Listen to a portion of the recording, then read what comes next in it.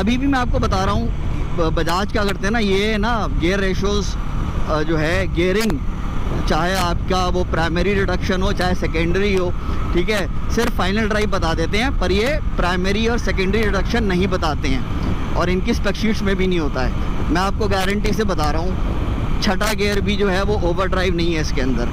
पर यार वीडियो पूरा देख लीजिएगा, ठीक है ना। हेलो, स्वागत, खुशामदीद, welcome to real auto reviews. मेरा नाम है सैयद शिराज शाह, और जैसा कि आप देख सकते हैं मैं आपके लिए फ़ाइनली लेकर आ गया Bajaj Pulsar, updated Bajaj Pulsar 2025 की NS 400Z। फ़र्स्ट राइड हुई थी, उस पर मैं जा नहीं पाया था, तो मैंने बजाज से रिक्वेस्ट करी कि आप मुझे बाइक दे दिए, और उन्होंने दे दी। बहुत अच्छे लोग हैं यार।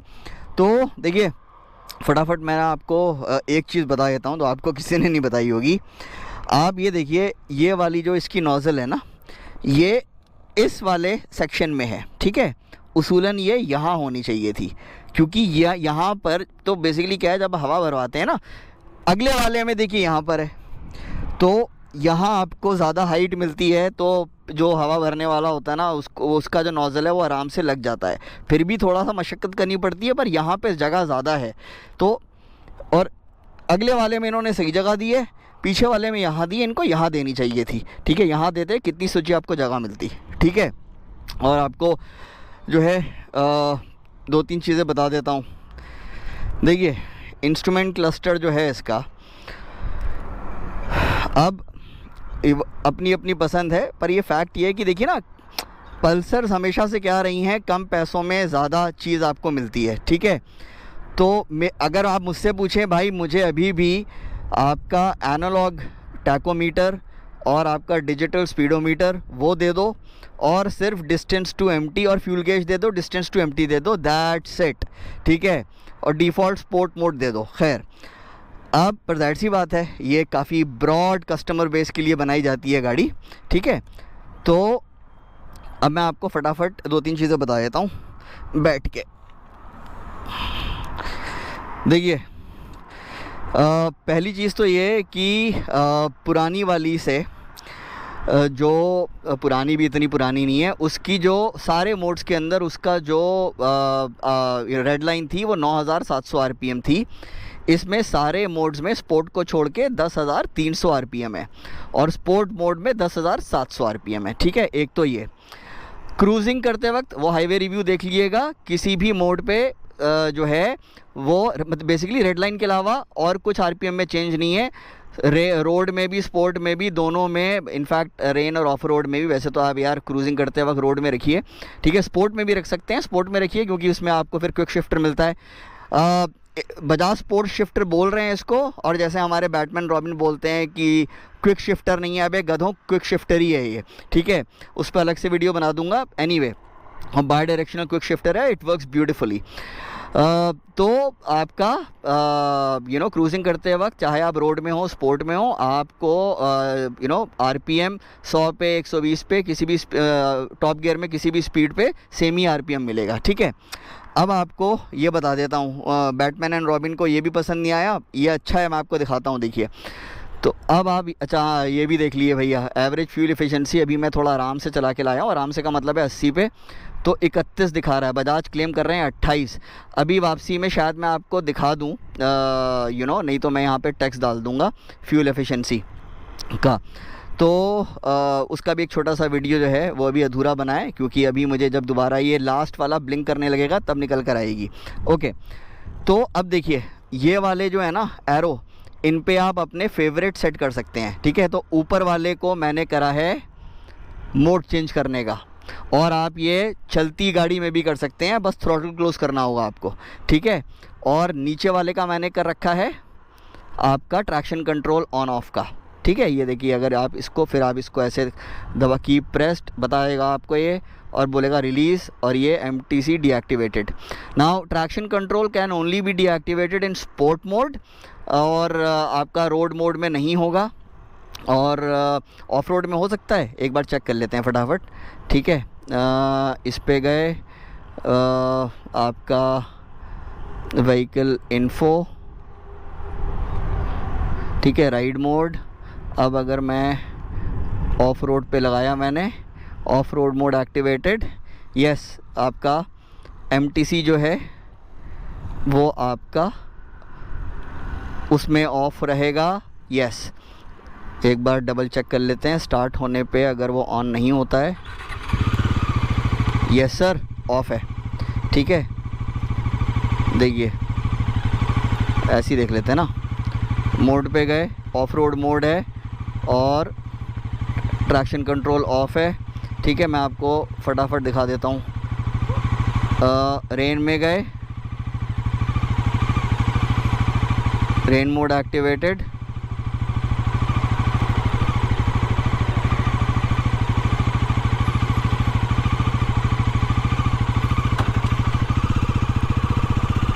ट्रैक्शन कंट्रोल जो है देखिए अपने आप ऑन हो गया। देखिएगा, दिखाता हूँ आपको। ठीक है, स्टार्ट ही कर लेते हैं ना। एक मिनट रुकिए, देखिए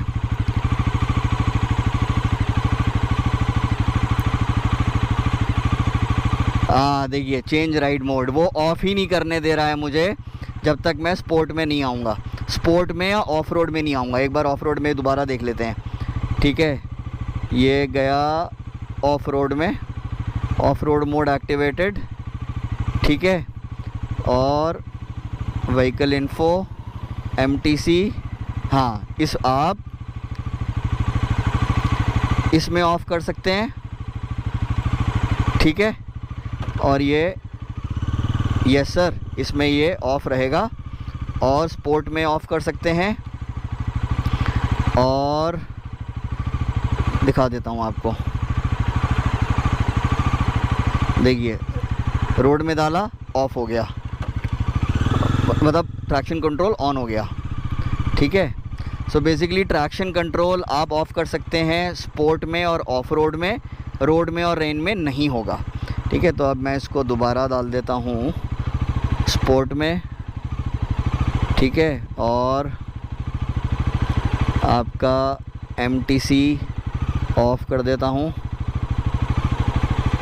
ठीक है, ऑफ़ हो गया। और यहाँ से अगर आप इंजन किल करेंगे तो ट्रैक्शन कंट्रोल दोबारा से ऑन नहीं हो जाएगा। यहाँ से करेंगे तो फिर वो आपको दोबारा से ऑफ़ करना पड़ेगा क्योंकि वो ऑन हो जाएगा। ठीक है, तो अगेन स्पोर्ट मोड में, ऑफ रोड मोड में ट्रैक्शन कंट्रोल ऑफ़ कर सकते हैं। ऑफ रोड हाँ, और रोड में और रेन में नहीं होगा। ठीक है, और आपका और हाँ, चलते चलते बात करते हैं।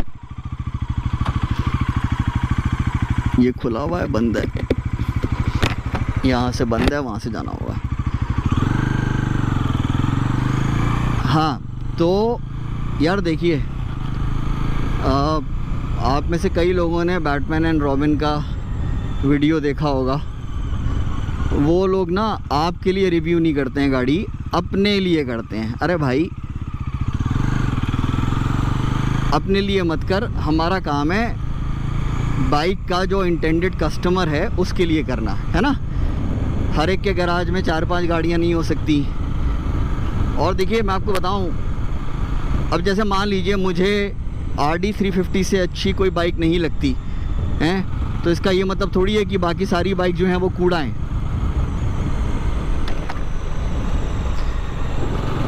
तो मैं चाहे हायाबूसा रिव्यू करूं, चाहे मैं स्प्लेंडर रिव्यू करूं, मैं उसके कस्टमर के लिए, इंटेंडेड कस्टमर के लिए करूंगा। ऑफ कोर्स मेरे को हायाबूसा बहुत पसंद है। तो मकसद ये है कि हम ज़्यादातर जो ऑटो जर्नलिस्ट हैं ना, हमें मोटरसाइकिल्स वो पसंद आती हैं जो बिल्कुल ना आपको कहें कि देखो मैं तुम्हें जान से मार सकती हूँ, वो वाली बाइक्स, समझ रहे हैं?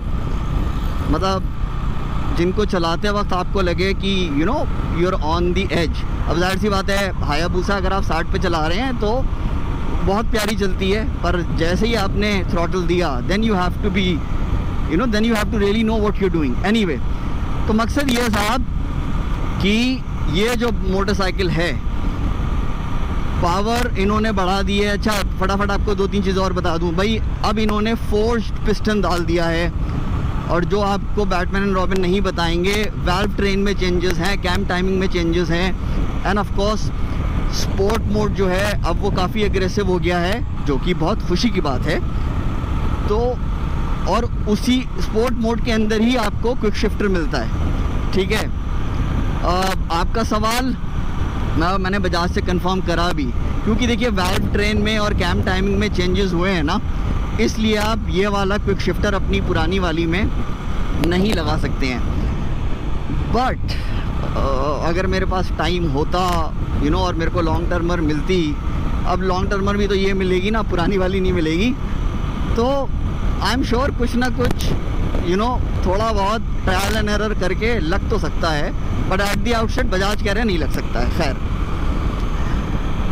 अब देखिए ये जो बाइक आप लोग जो भी इसको लेगा उसका ये होगा, यार हमें 2 लाख रुपए में इतनी बढ़िया परफॉर्मेंस मिल रही है, ठीक है। एंड यस, उस मामले में तो ये 10 on 10 है। इतने पैसों में मतलब यार 250 सीसी की जो आ रही हैं ड्यूक T50 वगैरह वो महंगी हैं, ये सस्ती है। तो जो वैल्यू फॉर मनी प्रोपोजिशन है, जो हॉर्स पावर पर रुपी प्रोपोजिशन है, पल्सर से अच्छा किसी ने वो दिया ही नहीं कभी। और वो 400, वही मकसद है कि भाई बजाज वही बोल रहा है कि देखो भैया हमने पावर को डेमोक्रेटाइज करा है, तो जिनको ज़्यादा पावर चाहिए कम पैसों में, वो हर कोई नहीं खरीद सकता ना ड्यूक 390, उनके लिए है ये बाइक। पर एक बात मैं आपको बता दूं भाई, बजाज को एक चीज़ ये करनी चाहिए थी, स्पोर्ट मोड इसका ना पहली सर्विस के बाद नहीं, 1000 किलोमीटर के बाद एक्टिवेट होना चाहिए था। नहीं तो मैं बता रहा हूँ, अगर बहुत छपरी मरने वाले हैं, ठीक है, और दुआ ये रहेगी मरो नहीं, तमीज़ से चलाओ। शुरू के मैं कहूँगा 1000 किलोमीटर तक स्पोर्ट मोड ऑन मत करो, बाइक को समझो, ब्रेकिंग समझो, ठीक है, इंजन को प्रॉपरली रनिंग इन करो, और आपका ब्रेक्स भी जो हैं वो बेड इन होते हैं, टायर्स जो हैं उनको ग्रिप करने में टाइम लगता है, ठीक है। तो जब 1000 के बाद फिर आप स्पोर्ट मोड पे आइए। अच्छा, तो देखिए राइड क्वालिटी जो है वो अच्छी है, सोलो में भी अच्छी है, डबल में और अच्छी हो जाती है, पावर बेहतरीन है, टॉप स्पीड अमेजिंग है, और हैंडलिंग भी बुरी नहीं है, हैंडलिंग भी अच्छी है। बैटमैन एंड रॉबिन जो हैं वो बैटमैन कह रहे थे ना कि हाँ झकमा, मतलब जैसे कहते ना कि अब मैं पहले तो क्या होता था, मैं दूसरे का रिव्यू पढ़ना या देखना तो दूर, मैं कंपनी का ब्रोशर तक नहीं पढ़ता था रिव्यू लिखने से पहले। टैक्स रिव्यूज़ की बात कर रहा हूँ, उस टाइम पर टैक्स रिव्यूज़ लिखते थे। पर अब क्या हो गया है, अब लोगों ने अपने आप को जो एक्सपर्ट समझते हैं, आता कुछ नहीं है, प्रीलोड तक के बेसिक्स नहीं पता हैं, उन लोगों ने इतनी गलत इन्फॉर्मेशन देना शुरू करी है। शुरू क्या करिए, शुरू से दे रहे हैं, ठीक है। मैंने नोटिस, वही वाली बात है, पहले मैं नहीं देखता था उनके रिव्यू, पर अब देखे तो पता लगा इतनी गलत सलत देते हैं। बायस्ड, मैन्युफैक्चरर से नाराज़ हैं तो उल्टा सीधा रिव्यू दे दिया। तो मेरा काम है आपको सही इन्फॉर्मेशन देना। तो भाई बैटमैन एंड रॉबिन कह रहे हैं ना, ओहो कि 80-81 तक ठीक है, फिर 85 पे, अबे रेगुलर रोड्स पे आप कौन सी 80-85 पे कॉर्नरिंग करते हैं भाई। मौका लगेगा तो एक क्लिप डाल दूंगा मैं, आगे जाके जब फ्लाईओवर से नीचे उतरते हैं ना, बेसिकली हाँ एक्सप्रेसवे से नीचे उतरते हैं, आराम से 60-70 पे आप ले सकते हैं, 80 पे आप भी नहीं लेंगे और हमारे बैटमैन भैया भी नहीं लेंगे, नहीं तो नीचे पड़े मिलेंगे। मकसद ये है भाई, आपको क्या चाहिए होता है, शहर के अंदर कटाई अच्छी हो, और कोई फास्ट कॉर्नर है 50-60-70 की स्पीड पे आप ले सकते हैं, उसमें ले, और गाड़ी जो है वो उधर ना भागे इधर ना भागे और बहुत ज़्यादा डिसबैलेंस ना हो, उसके अंदर आपको कोई शिकायत नहीं मिलेगी। अब देखिए अच्छा खासा ख़राब सेक्शन था, वो आराम से निकल गई। हाँ, जैसे कि मैंने आपको अपने हाईवे रिव्यू में बताया है, it is not a very stable motorcycle at the limit. तो आप अगर टॉप स्पीड पे भगाना चाह रहे हैं ना भाई, बहुत ध्यान से भगाइएगा, मैं तो कहूँगा भगाइए मत, कोशिश करिए। जाती तो 170 है, 174 ले गया था मैं, 140 के नीचे रहिए, और आपको उससे ऊपर जाना है। Make sure that you are doing it on a road which you really know like the back of your hand. समझ रहे हैं। और तो देखिए बहुत छोटी सी बात यह है कि जो बजाज ने ये मोटरसाइकिल बनाई है, जो चीज़ें ध्यान में रखे कि भाई हर एक के बस की नहीं है, हर एक के पास नहीं होता है कि हम जो है, अब तो शायद कितने की यार, मैं 3 लाख क्यों बोल रहा हूँ, 4 लाख की है ना ड्यूक 390 हैं, जब तो ऑन रोड की बात कर रहा हूँ हैं, ये कितने की पड़ेगी, 2-2.25 लाख की, ठीक है।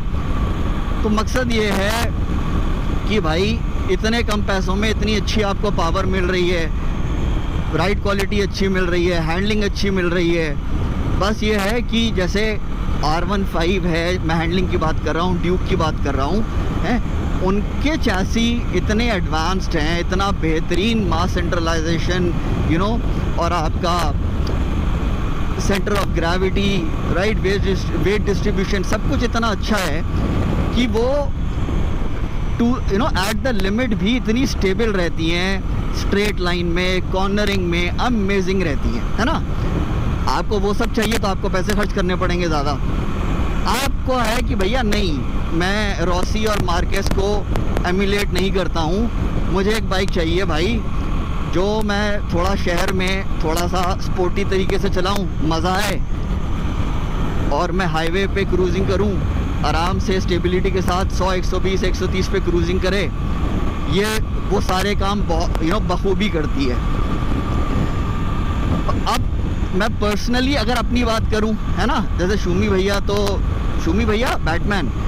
बैटमैन भैया जो हैं वो तो सारा करते ही अपनी बात है, कस्टमर की तो बात करते ही नहीं है। मैंने आपको 95% आपके लिए चीज़ें बताई हैं, पर अगर मैं अपनी बात करूं कि भाई मेरे हिसाब, मेरी पल्सर 400 कैसी होनी चाहिए थी, मेरी पल्सर 400 होनी चाहिए थी कि डिफ़ॉल्ट स्पोर्ट मोड, ठीक है, और आपका एनालॉग मेरे को चाहिए, आपका ये टैकोमीटर और डिजिटल स्पीडो, ठीक है, डिस्टेंस टू एम्प्टी होना चाहिए उसके अंदर, फ्यूल गेज होना चाहिए ऑफ कोर्स, और उसकी मिड रेंज बहुत अमेजिंग होनी चाहिए, ठीक है। अच्छा, आप स्पोर्ट मोड वाला कॉन्फ़िगरेशन रखिए, ECU में जो मैपिंग है, गियरिंग चेंज कर दिए, नहीं चाहिए 170 स्पीडोमीटर पे 150 जाए बहुत है, पर पहले 3 गियर ऐसे होने चाहिए कि आपने जैसे मान लिए पहला गियर क्लच पूरा छोड़ रखा है, पहले गियर में आपने एकदम से थ्रॉटल दे दिया, भाई टायर ऊपर आना चाहिए, पहले 3 गियर में व्हीली मारनी चाहिए, वो होगी पल्सर 400 मेरे लिए। और अभी भी मैं आपको बता रहा हूँ बजाज क्या करते हैं ना, ये ना गियर रेशोज़ जो है, गियरिंग, चाहे आपका वो प्राइमरी रिडक्शन हो चाहे सेकेंडरी हो, ठीक है, सिर्फ फाइनल ड्राइव बता देते हैं, पर ये प्राइमरी और सेकेंडरी रिडक्शन नहीं बताते हैं, और इनकी स्पेक शीट्स में भी नहीं होता है। मैं आपको गारंटी से बता रहा हूँ, छठा गियर भी जो है वो ओवर ड्राइव नहीं है इसके अंदर। तो मेरी पल्सर 400 कैसी होनी चाहिए, छठा गियर दे दो ओवर ड्राइव, ठीक है, और बाकी जो 5 गियर हैं बेसिकली पहले 1 to 4 रखो। ओके, मैं टेक्निकल टर्म यूज़ नहीं करूँगा, पर आई एम श्योर इतना तो आप भी समझ जाएंगे, नहीं समझ पाए तो मुझसे पूछ लीजिएगा। उनको आप थोड़ा सा शुरू क्लोजली स्टार्ट कर दिए और शॉर्टर गियरिंग रखिए। 5वां जो है वो आप थोड़ा टॉल रख दिए और छठा ओवर ड्राइव रखिए। तो पहले 3 में क्या होगा, पहले 4 में एक्चुअली, पहले 3 में गाड़ी उठनी चाहिए, ठीक है, पावर व्हीली मारनी चाहिए, और तब है मज़ा, वो है पल्सर। तो देखिए, आई एम श्योर आपको पता लग गया होगा कि ये गाड़ी आपके लिए है या नहीं है। आपको इतने पैसों में एक बहुत अच्छी सिटी मोटरसाइकिल, एक बहुत अच्छी हाईवे मोटरसाइकिल मिल रही है। बस पूरी लिमिट पे, बाइक की लिमिट, आपकी लिमिट, उससे थोड़ा सा नीचे रहिए, और आपको इतनी सी प्रॉब्लम नहीं आएगी। फ्यूल एफिशिएंसी आप अपनी स्क्रीन पे देख रहे हैं, जो मैं अभी थोड़ी देर बाद कैलकुलेट करूंगा, पर जाहिर सी बात है वीडियो आप देख रहे हैं तो आपको अभी दिख जाएगी। ठीक है, तो साहब ये था मेरा रिव्यू। आपके कोई भी सवाल हो पूछ लीजिएगा, पर यार वीडियो पूरा देख लीजिएगा, ठीक है ना। और सब्सक्राइब ना करा हो कर लीजिएगा, लाइक कर दीजिएगा, सवाल ना भी हो तब भी कमेंट कर दीजिएगा। और बहुत जल्द मुलाकात होती है नए वीडियो के साथ। बहुत बहुत शुक्रिया देखने के लिए। Brings the chassis together. There is still one problem remaining. When you go into a fast sweeping corner, like a long corner, and there are bumps in the middle, it still gets a little bit upset. Not scarily upset, not unsettlingly upset, but it can't really hold its line. It sort of wavers a little bit before it settles down. I got used to it, but to me, this is something that Bajaj can still fix.